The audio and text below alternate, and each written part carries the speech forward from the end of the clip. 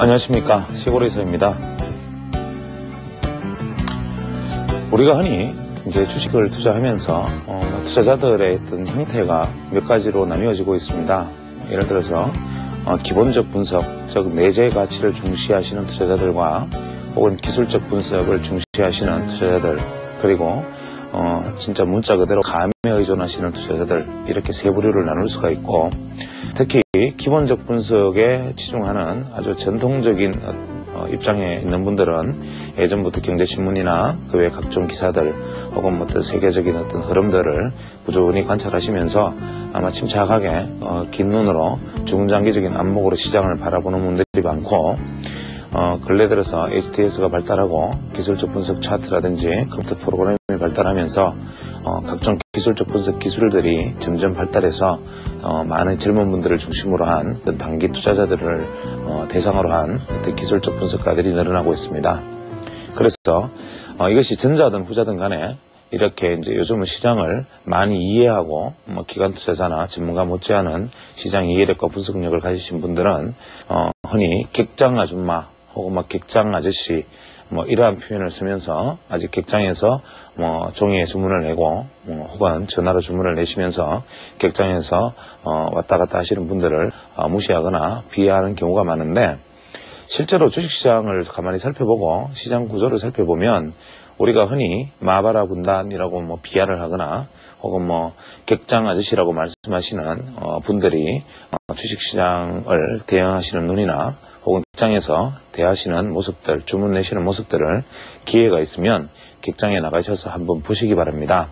보시면 그 중에 아주 나이 지긋하신 어르신께서 그냥 이렇게 시장판을 보고 계시다가 거래량만 한번 살펴보시고 호가가 움직이는 모습만 보고 바로 주문을 내고, 또 호가가 한번 들썩들썩 하는 모습을 보고 이제 떠나야겠다 해서 그냥 매도하고 일어서시고, 이러한 모습들을 보면 이분들이 항상 돈을 잃었을 것 같지만 의외로 이분들 중에 아주 대단한 수익률을 내시는 아주 많은 우리가 소위 고수라고 부르는 분들이 참 많습니다.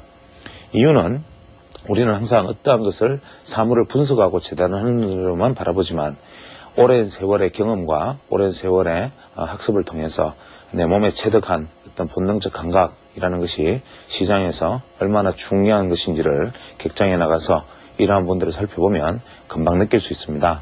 때문에 지금 제가 다시 쓰는 기술적 분석이라는 강좌의 코너를 진행하고 있지만 기술적 분석만이 절대로 능사가 아니고, 또 애널리스트들이 알려주는 어떤 기본적 분석만이 전부가 아닌 나만의 눈, 나만의 시각을 가진 어떤 시장들을 바라보는 어떤 그런 것들이 필요한 때가 아닌가라는 생각이고, 나만의 어떤 감각을 항상 길러주기 위해서 많이 생각을 해야 되지 않나 생각을 합니다. 제가 대학을 다닐 때 저희 의학 교과서의 첫 페이지에 이런 말이 있었습니다. Medicine is not science. It is a art. 즉, 의학은 과학이 아니다. 그것은 예술이다. 저는 그 말이 굉장히 감명 깊게 받아들여졌었는데, 의학은 과학이 아니라 예술이다. 이 말을 이해하는데 제가 의사가 되고도 10몇 년이라는 세월이 걸렸습니다. 즉, 항상 저희들처럼 다소 젊은 연배의 의사들은 각종 검사나 전문 장비를 가지고 환자를 머리끝부터 발끝까지 검사를 하고 혈액 검사부터 엑스선 촬영까지 전부 훑어보려는 데서 결과를 내려야 하지만, 경험 있으신 나이 지긋하신 저희 선배님들께서는 그저 청진기 하나 들고 충분한 문진과 그저 손을 한번 잡아보시고도 훨씬 더 훌륭한 진단을 내리고 더 많은 것을 이야기하시고 더 많은 치료의 방침을 가지시는 것들을 보게 됩니다. 이렇듯이 의학이든 주식 투자든 어떠한 것들이든 인간의 행위는 그만큼 경험과 학습, 어떤 감각이 중요한 것이기 때문에, 여러분 각자가 가지신 감각과 경험이 최소한 3년 이상 되셨다면 내가 가장 중요한 사람이고 시장 판단에 있어서 내 의견이 중심이 된다라는 생각을 가지고 자신의 의견과 생각을 믿기 위해서 노력하고, 자신이 떠오르는 생각들과 의문들, 그것이 이러면 정답일지 모른다라는 데서 한번 답을 찾아보려는 노력, 이런 것이 필요하지 않나라는 생각을 해보게 됩니다.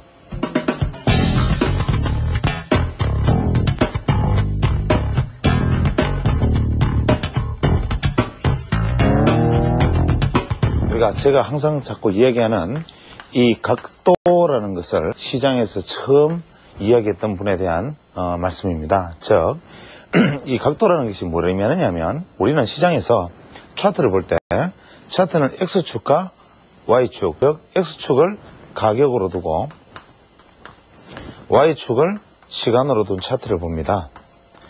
요즘은 1980년대부터 개인용 컴퓨터가 많이 발달하면서 이 차트라는 것을 투자자들이 많이 활용하기 시작했는데 그 이전까지만 해도 차트는 손으로 그려졌던 부분들이기 때문에 이 차트에 대한 효용성을 많이 실질적으로 검증할 기회는 그렇게 많지 않았습니다. 그런데 이 이후에 80년대 이후에 우리는 차트를 보면서 항상 이 가격축과 시간축 속에서 이 가격의 높낮이에만 신경을 쓰는 주가 분석 패턴을 가지고 갔었는데 이 가격의 높낮이에만 신경을 쓰다 보니까 이 가격의 고점과 저점을 잡는다는 것은 결국 장님 문고리가 만지기식으로 예측이 불가능했고 특히 이러한 상승 파동이 진행될 때 이 상승 파동이 여기서 끝날지 여기서 끝날지 여기서 끝날지 하는 것은 일단 우리가 그 당시에 뭐 가봐야 알고 당해봐야 할 정도의 수준인데 이 각도에 관련된 이야기를 이미 1910년에 게인이라는 분이 이 각도라는 것을 주목을 했습니다. 이분은 이러한 HTS 상에서의 시간대 가격, 즉 시간이 일정한 간격으로 예를 들어 일봉이라면 하루 1, 2, 3, 4, 5, 6, 7, 8일이 지나가고 가격이 예를 들어서 100원 단위라면 혹은 1000원 단위라면 하루 시간이 지남에 따라서 주가가 만약에 따라서 오른다면 이 각도는 이러한 각도를 보일 것이다. 예를 들어서 시간이 진행되는 데 따라서 주가가 이렇게 오른다면 이 각도는 이렇게 가파르게 갈 것이다.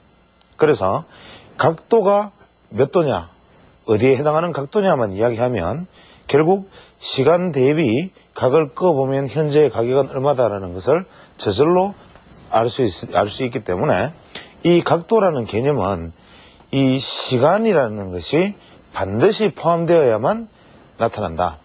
즉 우리가 시간이라는 것을 배제하고 그냥 가격 자체만 놓고 보더라도 높낮이는 나타나지만 이것을 한 개의 줄로 각도라는 말로 표현을 하게 되면 이 각도라는 말이 함의하고 있는 말은 가격과 시간 이 말입니다. 그래서 각도라는 것을 이야기하면 그것은 바로 시간을 담고 있다. 이것이 중요한데 이러한 차트 개념이 등장하기도 전에 이 개인이라는 분은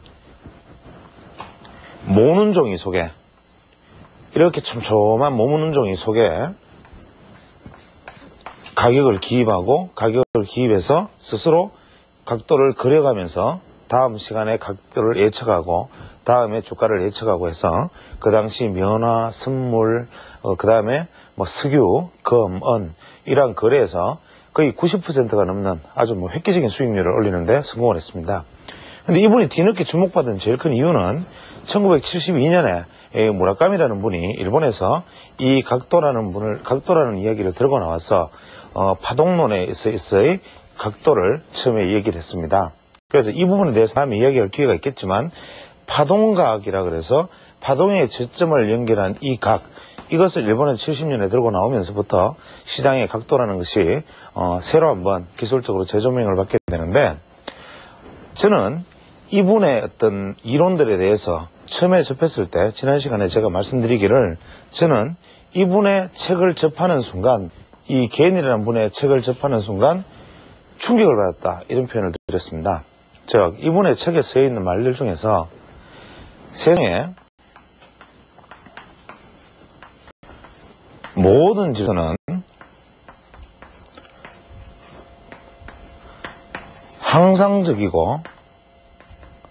항상적이다. 즉 호메스타틱하다. 이 항상적이다라는 말.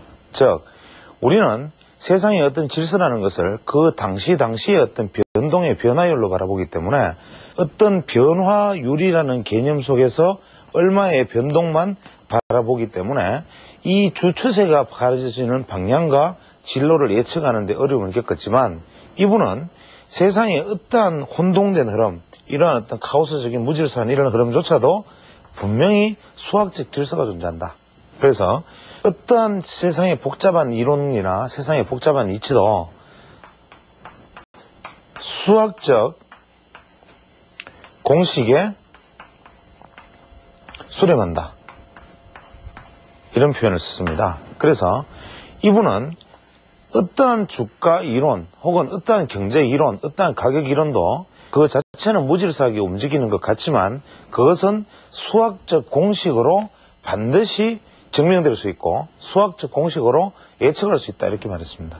모든 것이 여기 수렴될 수 있다. 이것이 시장 구조 이론이라는 얘기로 제가 설명을 드렸는데 우리는 가끔 제가 안동에서 비행기를 타고 하늘에서 이렇게 내려다보면 창으로 내려다보면 아주 태백산맥을 넘어서 이렇게 서울로 진입하면서 아주 푸른 산과 들을 같이 많이 보게 되고 서울 시내가 눈에 들어오고 뭐 이런 장면들을 보면서 가끔 이런 생각을 합니다.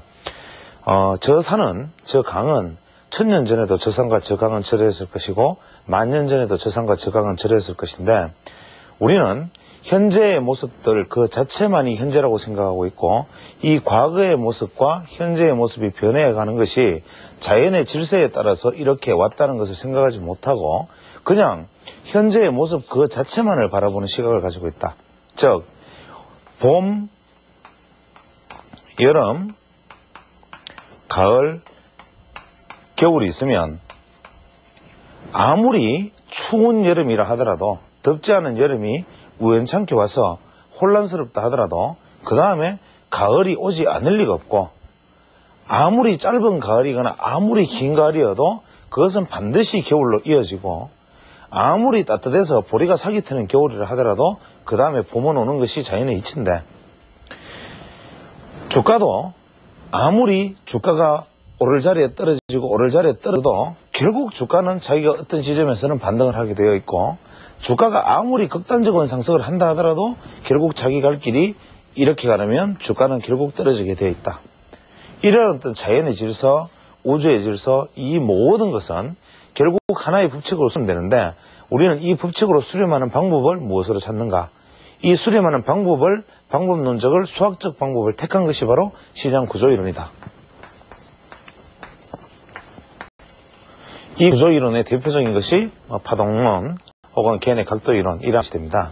그럼 개인의 각도이론은 어떻게 구성되어 있느냐면 개인은 시장을 아예 정해진 각도로 평가를 했습니다. 즉 개인은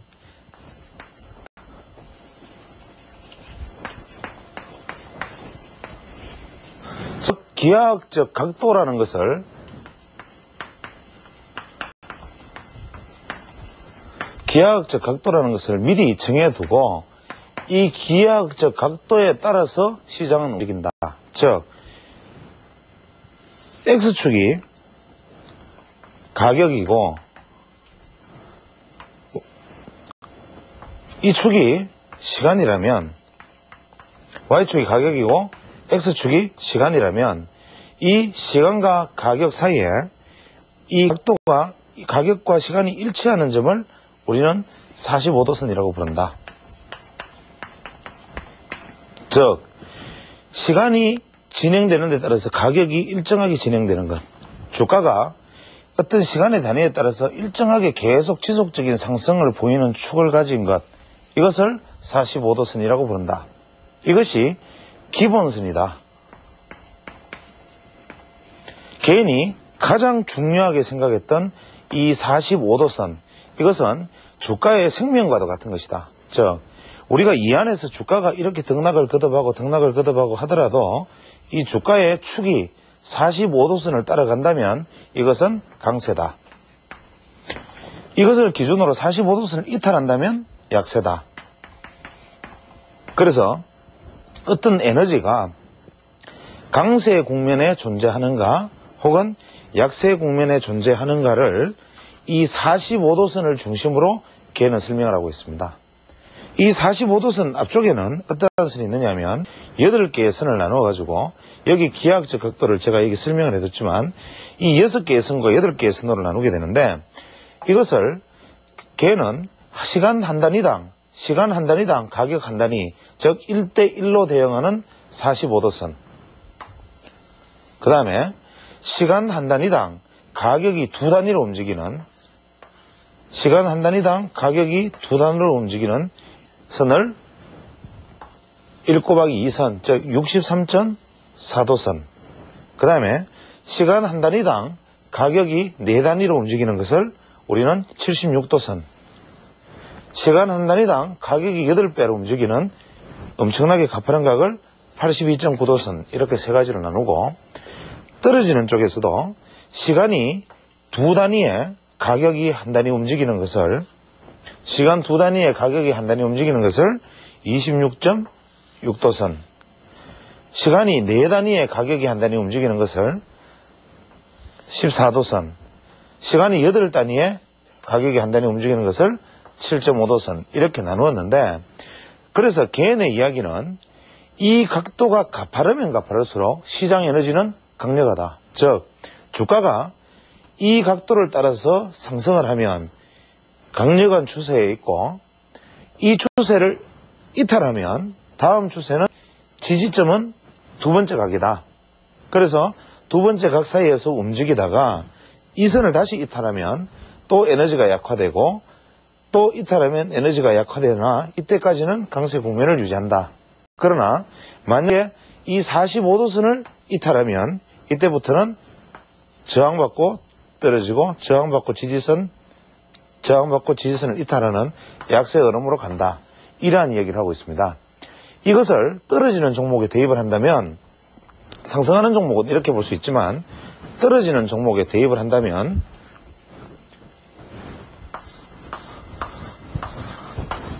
이러한 각도를 만들어서 이렇게 가파르게 떨어지는 종목이 덜 가파르게 넘었으면 반등이다.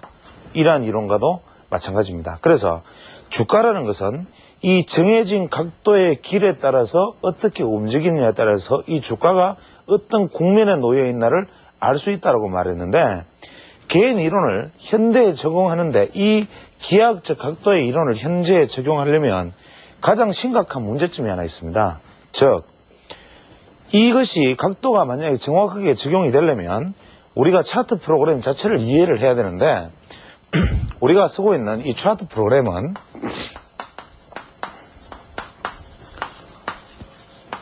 대부분의 차트 프로그램이 이 각도와 시간의 개념에 대한 정확한 이해가 없기 때문에 처음에 이 주가의 출발점을 단위를 어디로 잡느냐가 일단 문제입니다. 예를 들어서 시간은 모든 차트 프로그램이 일봉일 경우에 1, 2, 3, 4, 5, 6, 7, 8, 9, 10, 11, 12 일정한 날짜로 자를 수가 있고, 가격은 예를 들어서 삼성전자 20만원짜리다. 그러면 삼성전자의 한 칸은 이것이 10,000원이 될 수가 있고, 예를 들어서 하이닉스 반도체가 1,000원짜리다. 그러면 이 한 칸은 10원이 될 수도 있죠. 그래서 어떤 종목이 어떤 가격의 단위를 가지느냐에 따라서 각도는 달라진다. 그렇기 때문에 이것이 처음에 이 각도의 시간점을 어디로 잡아서 출발하느냐에 따라서 이 각도는 이런 각도가 생길 수도 있고 이런 각도가 생길 수 있는데, 이 부분에 대해서도 투자자분들이 잘 생각해 보시면 시청자분들이 아마 이해가 되시리라 믿습니다. 두 번째 문제는 이 간격을 대부분 액면가 기준으로 잡거나 이 차트 프로그램이 만들어진 시점에서 그 종목의 주가를 기준점으로 삼는 것이 일반적이나, 예를 들어서 첫 번째 이 차트 프로그램의 기준점이 예를 들어서 2000년 11월이다. 그러면 2000년 11월에 삼성전자 주가 20만 원을 이 중간 지점에 두고 다음에 떨어지면 올라가면 단위를 잡아나가면서 그려나가는 것이 원칙인데, 한 가지 이 각도라는 것이 얼마나 의의가 없느냐 하면, 현재 개인의 우리가 이 기하학적 각도, 즉 개인이 이야기한 각도에 따라서 주가가 움직인다라는 것을 이론에 대입을 해서 만약에 살펴본다면 어떠한 현상이 벌어지느냐 하면, 일정한 가격대에 주가가 만약에 수직으로 이런 식으로 올라버리면 이 차트 위로 더 넘어설 수는 없으니까 이 화면 위로 이 차트를 다 기록하기 위해서는 어떻게 되냐 하면 이 봉을 찌그러뜨려서 밑으로 내려보내고 새로운 봉을 계속 그려야 됩니다. 그렇지 않다면 이 모니터를 계속 키워나가는 방법밖에 없는 것입니다. 그래서 주가의 일자는 일정하게 나아가는데 가격이 만약에 높아져서 더 이상 넘어갈 수 없다면 이 축은 실제 각보다 왜곡되게 좁아지고 이 시간의 각은 정상으로 되어 있으니까 각도가 처음에는 이렇게 갔다가 더 작아지고 나면 각도는 이렇게 돼버릴 수도 있는 거고, 만약에 각도가 이 부분만 나타난다면 각도가 이렇게 가다가 이렇게 가버릴 수도 있죠.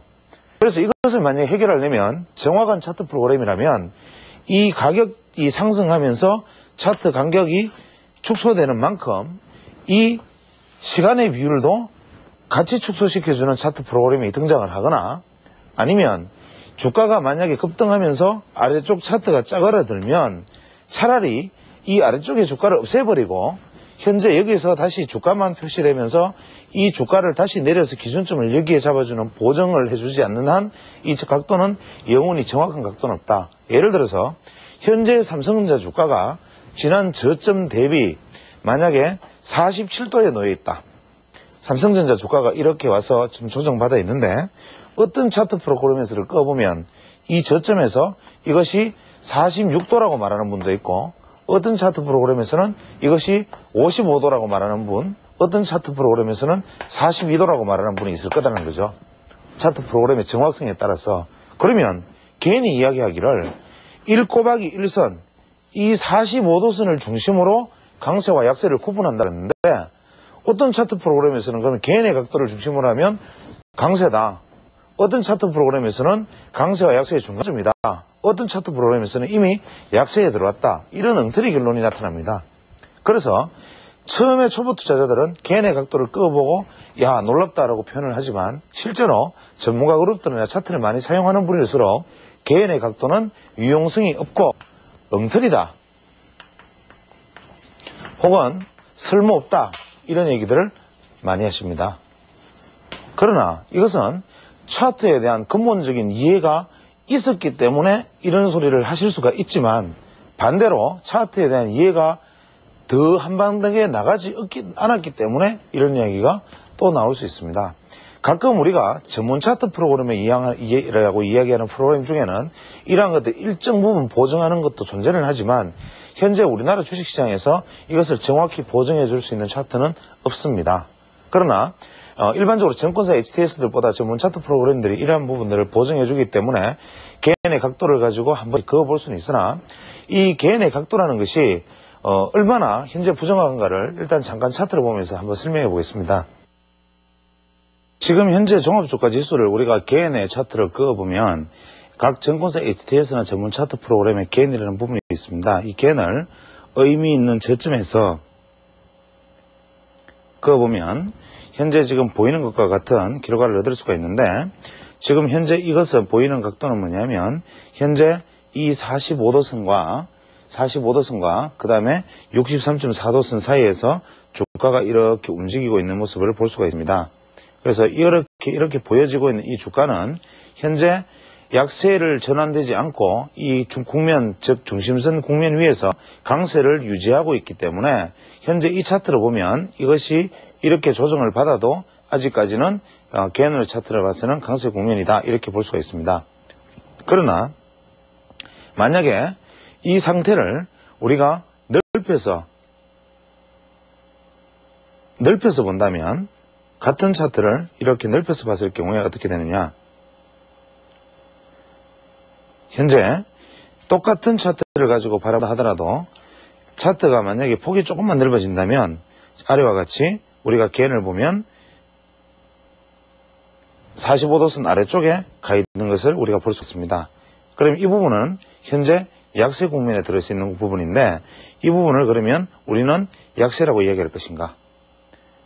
여기서 좁혔다 넓혔다라고 말하는 것은 무슨 의미냐면, 현재 이 부분에 위치해 있는 우리가 X축의 각과 그 다음에 이 부분에 가 있는 X축이나 혹은 이 부분에 가 있는 Y축이나 이 축이 어떤 데에 따라서 증권사 차트 프로그램에 따라서 이것과 이것의 폭은 다를 수 있기 때문에 이 폭이 다름에 따라서 지금처럼 약세 쪽에 내려 있는 주가로 보일 수도 있고 혹은 강세 쪽에 내릴 수 있는 주가로 보여질 수도 있다는 것.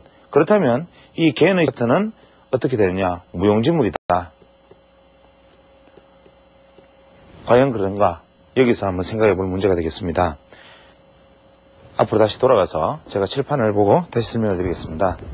그래서 조금 전에 제가 말씀드린 것처럼 개인의 기하학적 각도라는 것은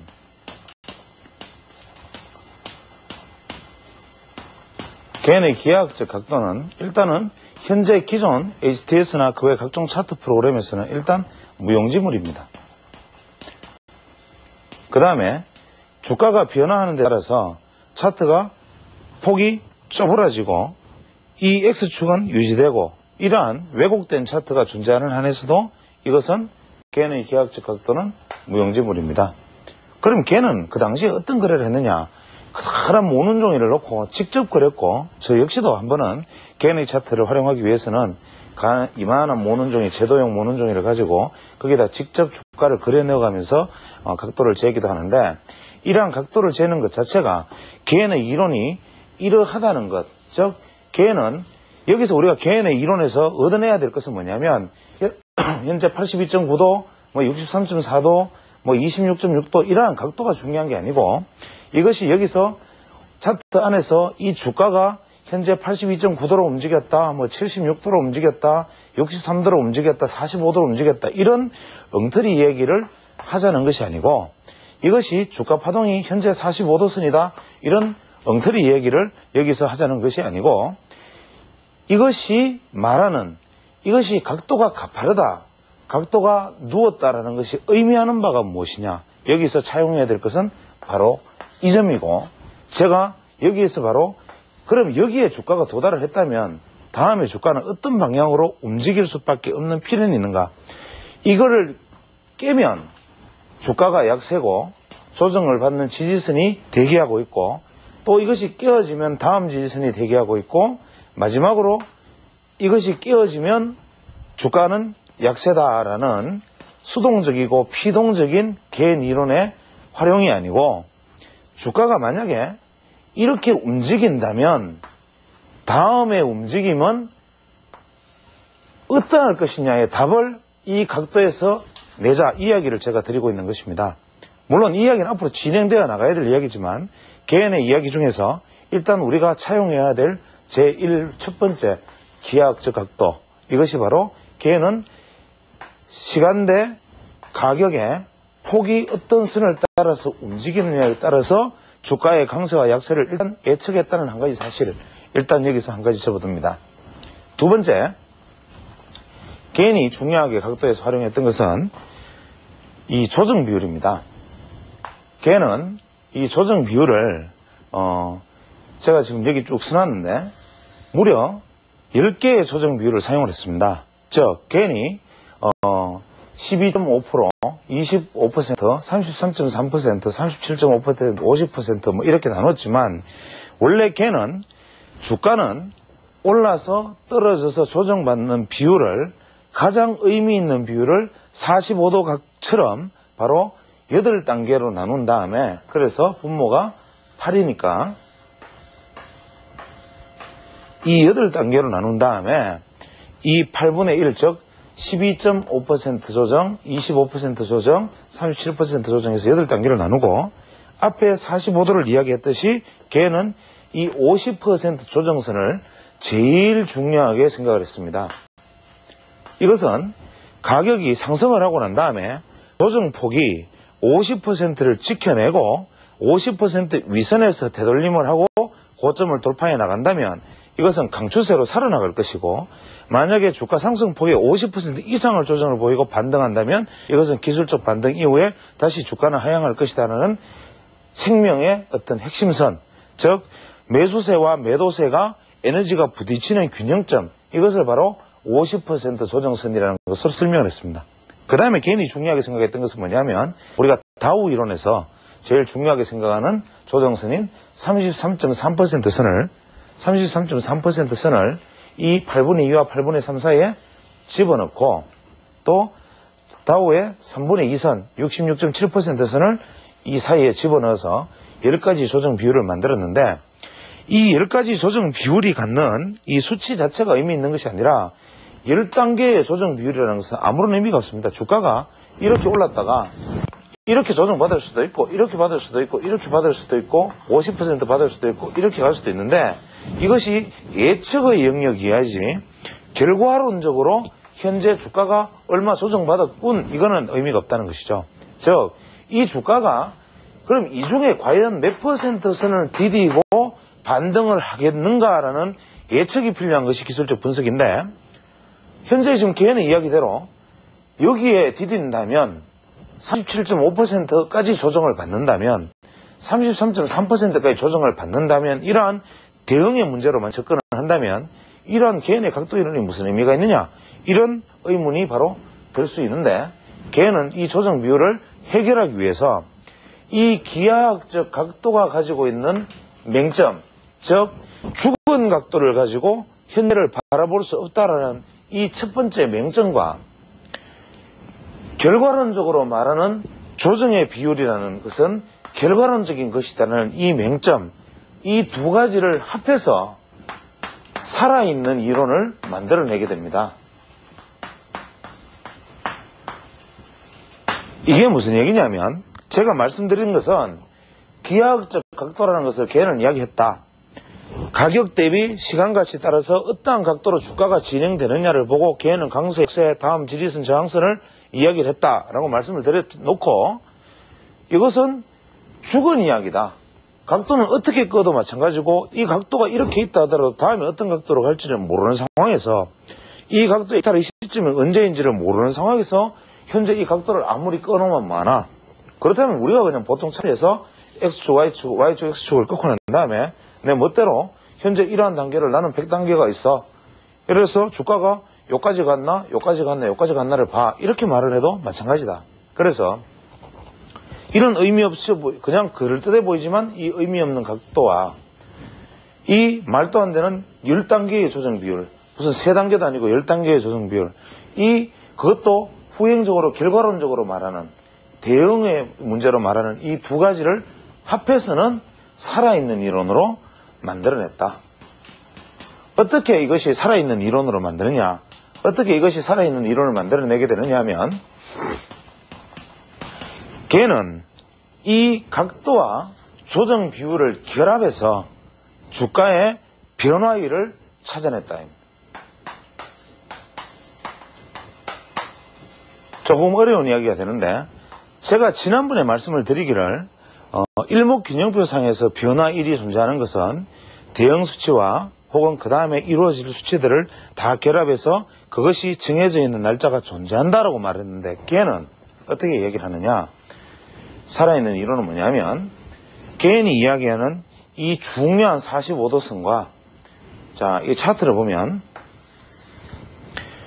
어떤 주가가 이런 형식으로 주가가 이제 형성이 되고 있는데 이것이 어떤 의미에서 45도선을 꺼버리고 즉 이것이 주가가 움직이면 왜곡되니까 여기서 영향을 받지 말고 처음부터 45도선이 존재하는 가격대를 미리 지정해버리자. 즉 이 주가가 움직이면 이건 왜곡될 테니까 미리 현 시점에서 1대 1은 얼마, 2대 1은 얼마, 그래서 30일이면 30단위가 올라가서 이 가격은 얼마를 미리 지정된 선을 그어놓고 올라버린 주가가 조정받는 비율이 이것과 부딪히는 자리의 의미가 만약에 50% 선이라면 혹은 여기서 상승했던 이 바닥에서부터 이렇게 와서 이 주가가 여기에 도달했다면 예를 들어서 이 주가가 이러한 어떤 흐름을 보인다면 여기에 도달했다면 이것이 이까지 상승폭 비율의 조정폭이 예를 들어서 37.5%라면 이 선이 1 곱하기 1선이 아닌 만약에 1 곱하기 2선이라면 즉 37.5% 두 번째 조정선과 1 곱하기 2선이 만나는 지점이라면 혹은 1 곱하기 1선 45도선과 50%의 조정선이 만나는 지점이라면 이것은 결정적 변화율이다. 결정적 변화율이다. 이렇게 이야기했습니다. 그래서 걔는 항상 선물 거래에 있어서 이날과 이날은 포지션을 극단적인 반대 포지션, 즉 현물과 극단적인 반대 포지션으로 해지를 건 다음에 이것이 여기서 디디고 가는 방향으로 몰아주는, 혹은 여기서 디디지 못하고 무너지면 몰아주는 방향으로 가는 전략을 실제로 구사를 했습니다. 그래서 예를 들어서 좀 더 쉽게 설명을 하면,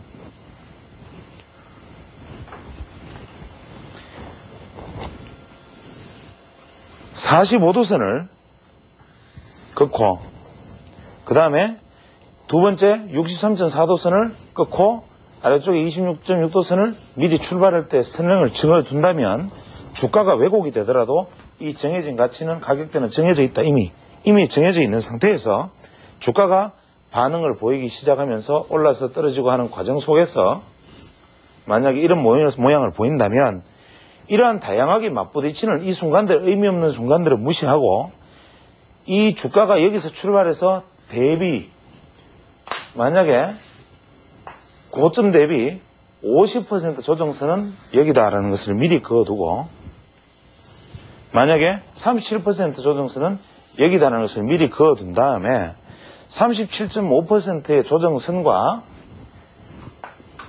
1-2선이 만나는 이 지점, 1-1선이 만나는 이 지점과 50% 조정선이 만나는 이 지점에 오는 것을 주가가 만약에 근접을 한다면, 근접하지 않는다면 다음 변화일로 넘어가고, 근접을 한다면 이것은 결정적 변화일이기 때문에 현물을 내가 매수를 하고 있다면 선물을 해지로 매도를 해두고, 이것이 만약에 무너지면 보유하고 있던 현물을 전면 매도하고,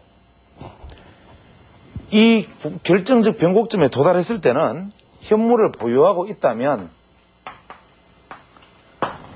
선물을 매도 포지션을 취한 다음 만약에 디디고 반전만 해주는 모습을 보인다면 결정적으로 선물을 환매수하고 현물을 가지고 가는 전략, 이것이 개인의 투자 전략의 핵심이었고, 이러한 개인의 투자 전략은 무려 98%라는 경이적인 투자 수익률을 가져왔습니다. 그래서 우리가 해지를, 만약에 현물을 100원을 가지고 있는데 선물을 100원을 반대 포지션으로 해지를 한다면 이 사람은 평생 주식 투자에서는 본전 00000 수수료만 내릴 테니까, 이 해지라는 것이 현물의 비중을 예를 들어 70이고 해지를 30% 했다.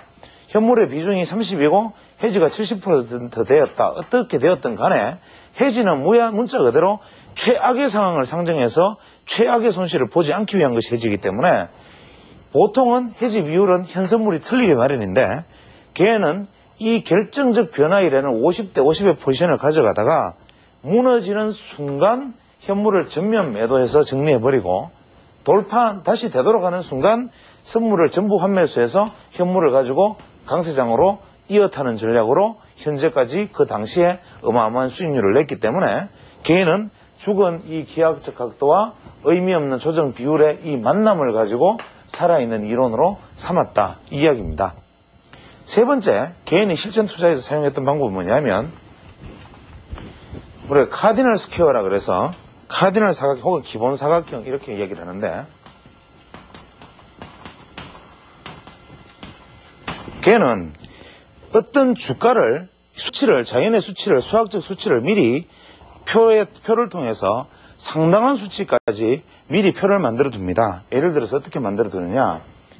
1, 2, 3, 4, 5, 6, 7, 8, 9, 10, 11, 12, 13, 14, 15, 16, 17, 18, 19, 20, 21, 22, 23, 24, 25, 26, 27, 28, 29, 30, 31, 32, 33, 34, 35, 36, 37, 38, 39, 40, 41, 42, 43, 44, 45, 46, 47, 48, 49, 50 이런 식으로 마치 빙고 게임을 하듯이 미리 판을 수만 단위까지 만들어 둡니다. 저 역시도 한때 이러한 표를 만들어가지고 대량으로 복사해서 가지고 썼던 적이 있는데, 이렇게 되면 이것은 따라가면 이러한 사각형을 지속적으로 형성하는 숫자가 됩니다.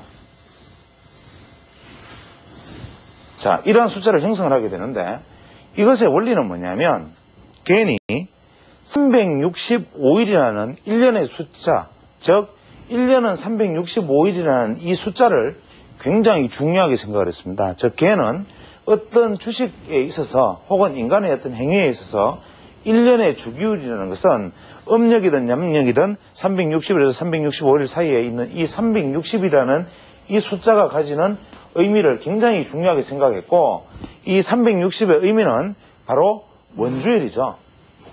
즉 원은 360도다. 한 바퀴를 도는 것이고 이것이 바로 달이 지구를 한 바퀴 도는 것이기도 하고 지구가 태양을 한 바퀴 도는 것에 숫자에 영향을 미치기도 하고 이렇게 해서 하루가 결정되고 이것이 다시 절기를 결정하기 때문에 한 바퀴라는 것, 즉 완전한 형태의 획이라는 것, 어떠한 시점에서 출발해서 한 바퀴를 돌아오는데 우주든 달과 지구의 운동이든 어떠한 것이든 간에 이것은 360도를 한 바퀴 돌아오는 것, 이 360도를 도로 보았으니까 그렇지만 실제로 하루의 날이라는 단위로 바라보았다면 365일이라는 것은 365 단위에 한 단위가 1도라면 365도다. 이러한 관점에서 1부터 숫자를 360도로 돌려가면서 중간중간에 만들어서 이것을 기본 사각형, 카디널 사각형이라는 이름을 붙였지만 사실은 이것이 기본 사각형이라기보다는 카디널 서클이라는 표현이 더 적합한 표현이 됩니다. 그래서 개인이 쓴 두 번째 The Secret of Cardinal Square라는 책 이외에 Squaring of Price라는 책에 보면 이것을 오히려 카디널 서클이라는 표현을 씁니다. 그런데 현재 이 개인이 여기서 말하고자 했던 것은 뭐냐면 이러한 표를 만들어 둔 다음에 이미 자연의 질서는 이 속에 존재하고 있다. 개인이 의미하는 이를 중심으로 한 수평선과 이를 중심으로 한 수직선과 이를 중심으로 한 대각선과 이 선들이 만나는 이 지점들은 대단히 의미 있는 변화일이다. 의미 있는 가격이다. 의미 있는 수치다. 이렇게 얘기를 했습니다. 예를 들어서 걔는 세 번째로 중요하게 말했던 것이 제가 기본 사각형이라고 말씀드렸는데 걔의 기본 사각형의 가장 큰 개념은 바로 360도 원주와 360도 원주를 형성하는 반, 소위 말하는 적도, 이 반, 이것이 가장 중요하게 생각되었던 선이고 다시 이거를 축으로 나누는, 지구의 축으로 나누는 축선, 즉 수직선, 이것이 두 번째로 중요한 선이고 세 번째로는 이 축선과 축선이 만나는 이 대각선의 지점들이 중요한 지점이다라고 말을 했고 심지어는 괜히 별로 그렇게 뭐 시간적 여유가 많았거나 혹은 공상이 많았거나 취미가 많았는지 모르지만 이 지구본을 가지고 이러한 적도를 따라서 그 다음에 이 경도선을 따라서 그 다음에 이것을 나누어 가지고 현재 이 지점에 위치하는 것들은 기후가 어떤지 이 지점에 어떤 것이 사는지 이 지역의 문화는 어떤지 경제가 어떤지까지 조사를 해놓은 아주 재미있는 리포트가 있습니다. 그만큼 걔는 이것을 하나의 우주로서 자연으로서 법칙으로서 시장을 바라보려 했던 구조학자였고 이것을 시장 분석에 대입했던 사람입니다. 그래서 개인이 가장 중요하게 생각했던 이 수평선과 이 수직선과 이 대각선은 개인 차트 분석에 있어서 가장 핵심적인 역할을 하게 되는데 이걸 카디널 사각형에서 이렇게 그어두고 예를 들어서 오늘의 주가가 예를 들어서 여기가 숫자가 뭐 현재 22에 속한 오늘 어떤 주가가 22였다 그러면 이것은 다음에 의미 있는 수치는 뭐냐면 지지선은 이 축선에 걸리는 11 이것이 의미 있는 지지선이 되고 저항선은 여기가 예를 들어서 46이라면 이것이 46이 저항선이 될 것이다. 이렇게 얘기를 합니다. 또 예를 들어서 오늘의 주가가 예를 들어서 뭐 2라면 개인의 기준으로는 이 사각형에 들어가는 이 13이 의미 있는 숫자이기도 하고 지지선으로는 11이 첫 번째 가장 강력한 지지선이기도 하고 이러한 형식으로 걔는 이 축선 사이에 놓이는 숫자들 중에서 순위를 수평선에 놓이는 숫자에 가장 가까운 수평선의 숫자가 가장 강한 강지지 저항선 두 번째가 수직선에 있는 것이 두 번째 강한 강지지 저항선. 세 번째가 대각선에 있는 것이 중요한 강지지 저항선. 그래서 예를 들어서 여기가 뭐 551이면 종합주가주석 551이라면 가장 가까운 이 평행선에 해당하는 게 예를 들어서 650이면 이 650은 무조건 강저항선. 그 다음에 여기 하나 걸리는 숫자가 뭐 예를 들어서 720이라면 두 번째 720이 두 번째 강한 저항선. 그 다음에 이쪽에 걸리는 숫자가 예를 들어 400이라면 40이 최고의 지지선. 뭐 400이 최고의 지지선. 이러한 형식으로 주가를 미리 정해놓고 정해진 어떤 수치를 가지고 시장을 바라보는 세 번째 방식을 택했다. 그 다음에 이 앞에 말씀드린 이 조정과 각도와 기본 사각형을 포함해서 정상 차트에서 우리가 프랙티스로 실제 상황에서 자기는 어떠한 매매를 했는가, 이 부분에 대해서는 제가 이제 다음 시간에 새로 실전 매매, 즉 갠 차트를 이용한 실전 매매라는 제목으로 하나의 차트를 같이 분석해 가면서 이러한 어떤 이론적 배경을 베이스로 한 다음에 다시 차트 분석하는 방법에 대해서 같이 한번 말씀을 나눌 수 있는 시간을 갖도록 하겠습니다.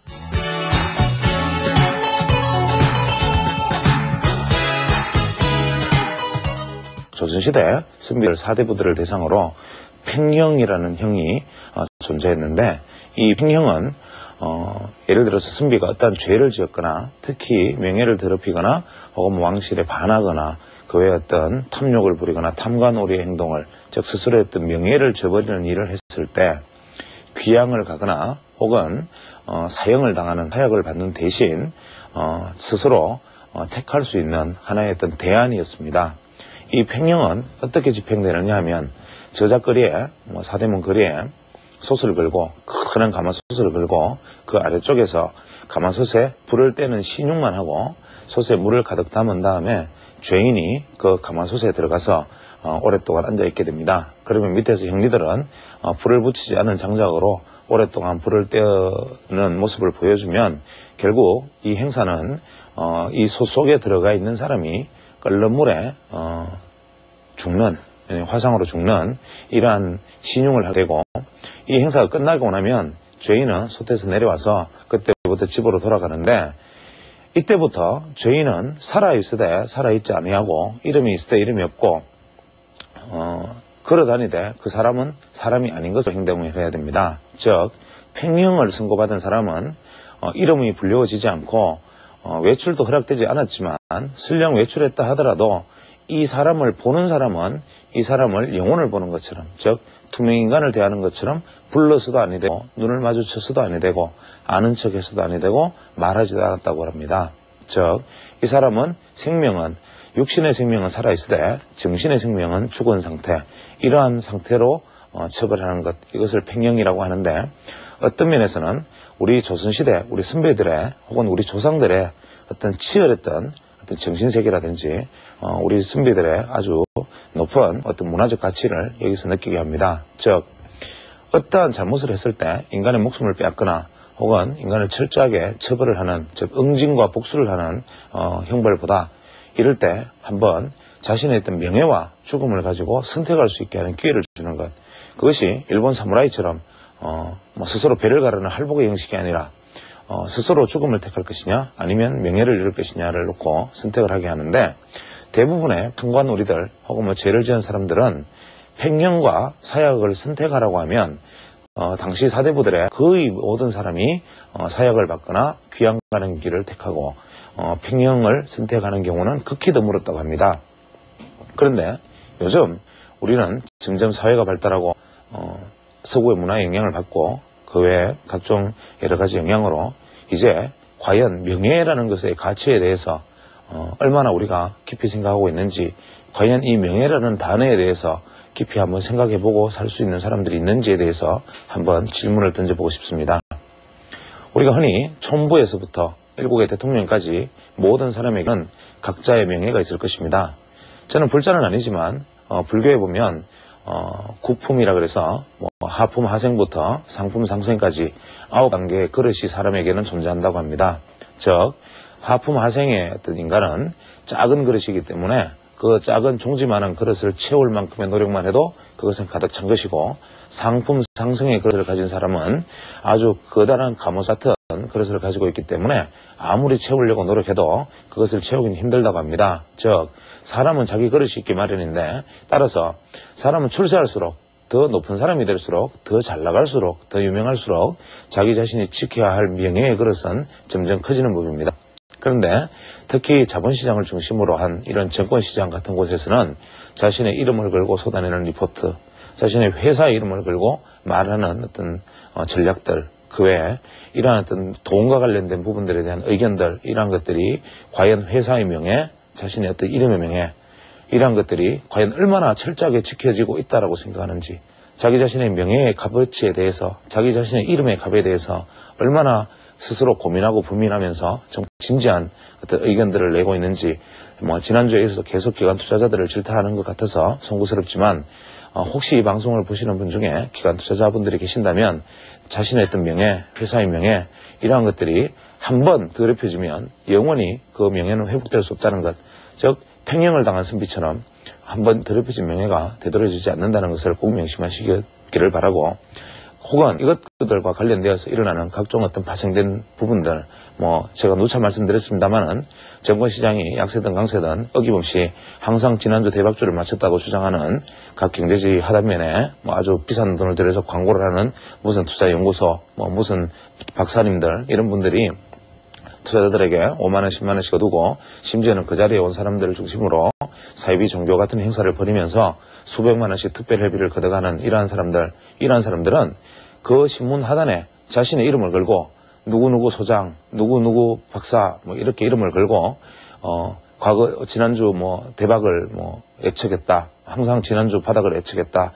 지난 수익률이 몇백 프로를 시연했다. 이러한 얘기들을 거침없이 떠들 때, 과연 가슴에 손을 얹고 자기 자신이 거울을 보고 자기 자신의 얼굴이 부끄럽지 않은지, 정말 이 맑은 공기를 같이 마시면서, 정말 이 국토에서 같이 발을 디디고 살면서 다른 사람의 피를, 다른 사람의 눈물을 마시면서 내가 거기에 대해서 양심의 가책을 전혀 받지 않는지에 대해서 다시 두 번째 질문을 드리고 싶고, 혹은 요즘 투자자들이 주식 투자에 대해서 관심이 증가하면서 점점 주식 투자 이론들이나 그 외 기법들에 대해서 배우기를 원하는 모습들이 많습니다. 그래서 요즘은 서점에 가보면 증권 관련 책들이 아주 무수히 서가에 꽂혀 있고, 그 외 기법을 가르쳐주는 학원이나 심지어는 데이 트레이딩 학원, 심지어는 실시간 매매 내역까지 가르쳐주는 아주 다양한 어떤 그런 보조 자료들이 많이 나와 있습니다.